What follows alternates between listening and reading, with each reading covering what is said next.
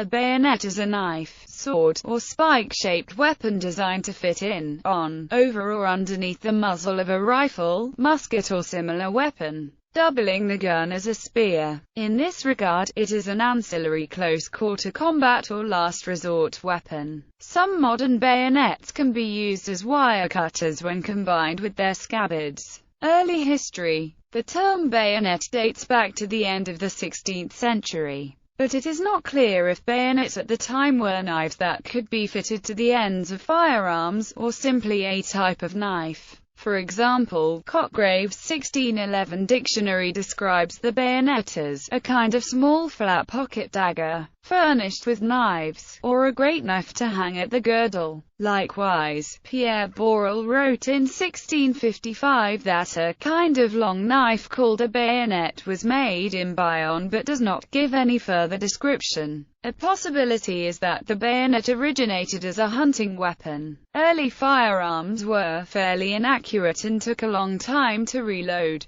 Thus, a hunter of dangerous animals such as wild boar could easily have been exposed to danger if his bullet missed the animal. The bayonet may have emerged to allow a hunter to fend off wild animals in the event of a missed shot. The idea was particularly persistent in Spain, where hunting arms were usually equipped with bayonets from the 17th century until the advent of the cartridge era. The weapon was introduced into the French army by General Jean Martinet and was common in most European armies by the 1660s. The benefit of such a dual-purpose arm contained in one was soon apparent. The early muskets fired at a slow rate, and could be both inaccurate and unreliable, depending on the quality of manufacture. Bayonets provided a useful addition to the weapons system when an enemy charging to contact could cross the musket's killing ground at the expense of perhaps only one or two volleys from their waiting opponents. A bayonet on a 5-foot-tall musket achieved a reach similar to the infantry spear, and later halberd, of earlier times. The bayonet-musket combination was, however, considerably heavier than a polearm of the same length. Early bayonets were of the plug type. This allowed light infantry to be converted to heavy infantry and hold off cavalry charges. The bayonet had a round handle that slid directly into the musket barrel. This naturally prevented the gun from being fired. In 1671, plug bayonets were issued to the French regiment of Fusiliers then raised. They were issued to part of an English dragoon regiment raised in 1672 and disbanded in 1674, and to the Royal Fusiliers when raised in 1685. The danger incurred by the use of this bayonet was felt so early that the younger Puységur invented a socket bayonet in 1678 that fitted over the muzzle using a circular band of metal, allowing the musket to be loaded and fired. However, it was not widely adopted at the time. The defeat of forces loyal to William of Orange by Jacobite Highlanders at the Battle of Killiecrankie in 1689 was due to the use of the plug bayonet, and shortly afterwards the defeated leader, Hugh Mackay, is believed to have introduced a ring bayonet of his own invention. Soon, socket bayonets would incorporate both ring mounts and an offset blade, keeping the bayonet well away from the muzzle blast of the musket barrel. An unsuccessful trial with socket or zigzag bayonets was made after the Battle of Fleurus in 1690, in the presence of King Louis XIV, who refused to adopt them, as they had a tendency to fall off the musket. Shortly after the Peace of Ryswick, the English and Germans abolished the pike and introduced ring bayonets, and pictures of them are shown in Souris de Street. Remy's Memoirs d'Artillerie, published in Paris in that year. In 1703, the French infantry adopted spring-loaded locking system that prevented the bayonet from accidentally separating from the musket. Henceforward, the socket bayonet became, with the musket or other firearm, the typical weapon of the French infantry. A triangular blade was introduced around 1715 and was stronger than the previous single or double-edged medals, creating wounds which were harder to treat due to the propensity of healing scar tissue to pull apart the triangular incision. The socket bayonet had by then been adopted by most European armies. The British socket bayonet had a triangular blade with a flat side towards the muzzle and two fluted sides outermost to a length of 15 inches. However, it had no lock to keep it fast to the muzzle and was well documented for falling off in the heat of battle. 19th century and the multi-purpose bayonet. The 19th century introduced the concept of the sword bayonet, a long-bladed weapon with a single or double-edged blade that could also be used as a short sword. Its initial purpose was to ensure that riflemen, when in ranks with musketmen, whose weapons were longer, could form square properly to fend off cavalry attacks when sword bayonets were fitted.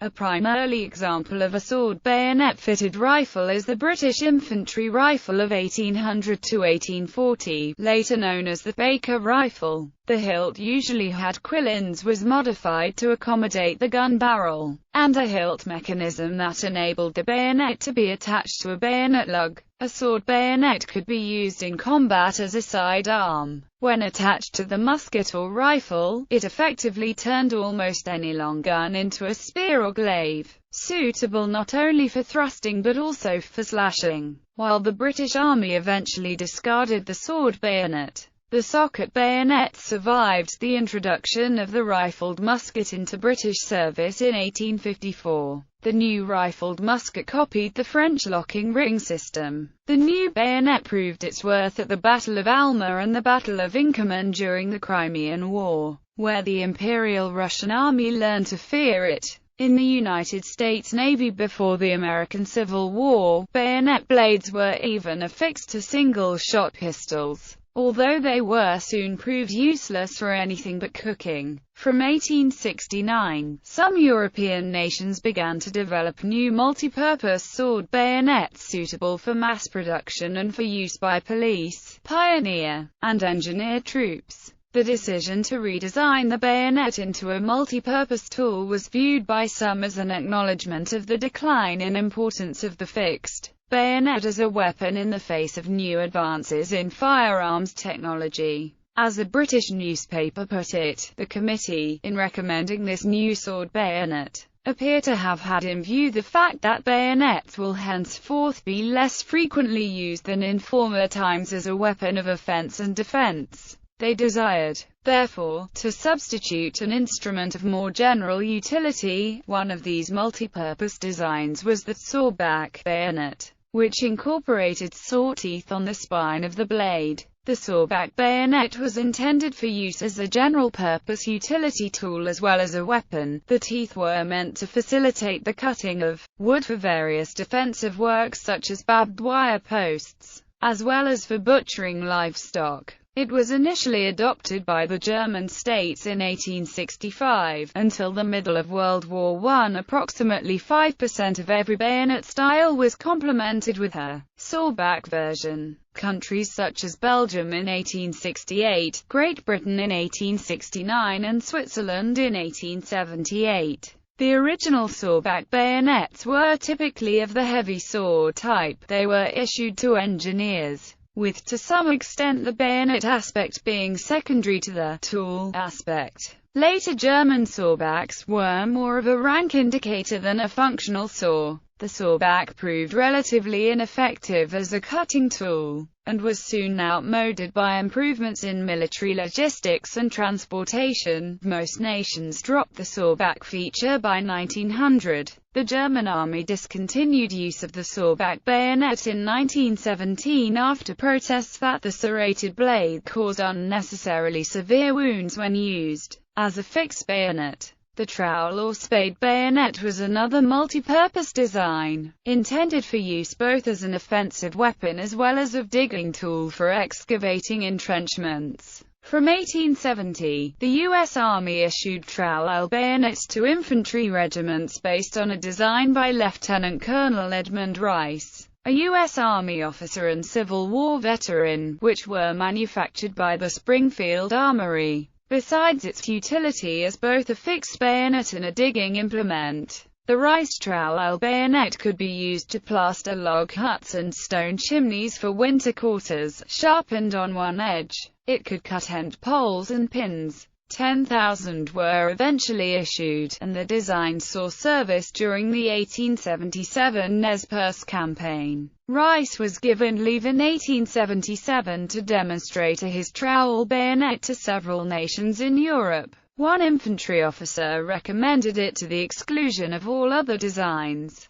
noting that the entrenching, sick tools of an army rarely get up to the front until the exigency for their use has passed. The Rice trowel bayonet was declared obsolete by the U.S. Army in December 1881. The reach controversy. Prior to World War I, bayonet doctrine was largely centered around the concept of reach, that is, a soldier's theoretical ability, by use of an extremely long rifle and fixed bayonet, to stab an enemy soldier without having to approach within reach of his opponent's blade. A combined length of rifle and bayonet longer than that of the enemy infantryman's rifle and attached bayonet, like the infantryman's pike of bygone days, was thought to impart a definite tactical advantage on the battlefield, and military authorities engaged in endless discussions over the supposed advantages of longer rifle-bayonet combinations. In 1886, the French army introduced a 52 cm long quadrangular EQT spike for the bayonet of the Lebel Model 1886 rifle. The EQT bayonet Model 1886, resulting in a rifle and bayonet with an overall length of 6 feet. German ordnance authorities responded by introducing a longsword bayonet for the Model 1898 Mauser rifle, which had a 29-inch barrel. The new bayonet, designated the Sighting of Air 98, had a 50 cm blade,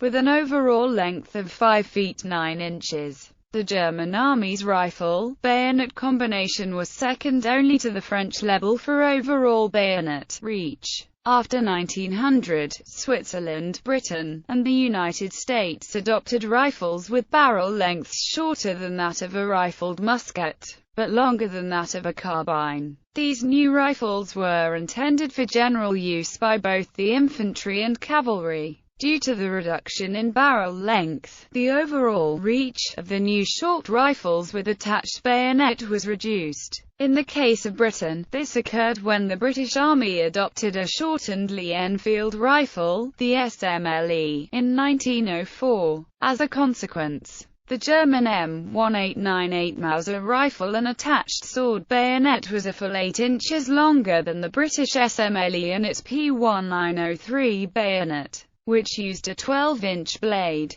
while the British P1903 and its similar predecessor, the P1888, had proved completely satisfactory in service. A storm of criticism soon arose regarding the effective reach of the new short rifles when equipped with a fixed bayonet. One military writer of the day warned, "The German soldier has 8 inches the better of the argument over the British soldier when it comes to crossing bayonets, and the extra 8 inches easily turns the battle in favor of the longer, if both men are of equal skill." In 1905 the German army adopted a shortened bayonet, the Sighting of Air 98-06 for engineer and pioneer troops, and in 1908, a short rifle as well, the Carabiner Model 1898AZ, which was produced in limited quantities for the cavalry, artillery, and other specialist troops. However, the long-barreled 98 Mauser rifle remained in service as the primary infantry small arm.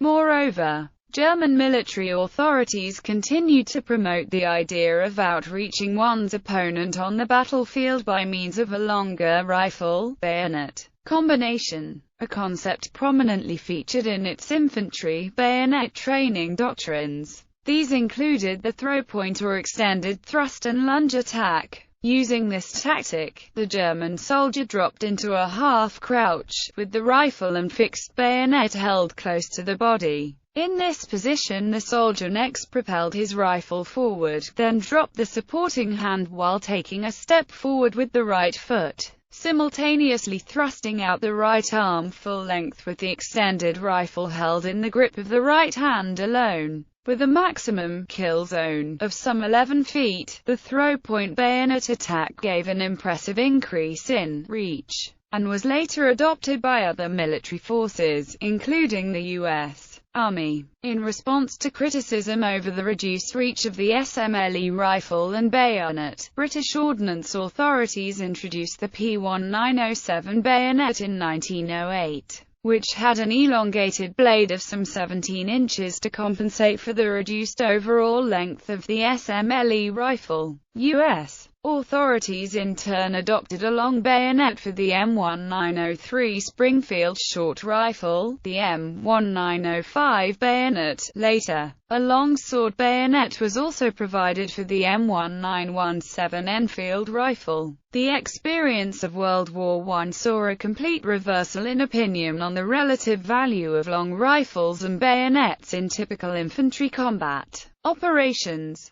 Whether in the close confines of trench warfare, nighttime raiding and patrolling, or attacking across open ground, soldiers of both sides soon recognized the inherent limitations of a long and ungainly rifle and bayonet when used as a close-quarters battle weapon. Once Allied soldiers had been trained to expect the throw point or extended thrust and lunge attack, the method lost most of its tactical value on the World War I battlefield. It required a strong arm and wrist, was very slow to recover if the initial thrust missed its mark, and was easily parried by a soldier who was trained to expect it, thus exposing the German soldier to a return thrust which he could not easily block or parry. Instead of longer bayonets, infantry forces on both sides began experimenting with other weapons as auxiliary close-quarter arms, including the trench knife, pistol, hand grenade, and entrenching tool. Soldiers soon began employing the bayonet as a knife as well as an attachment for the rifle. The vast majority of modern bayonets introduced since World War II are of the knife type.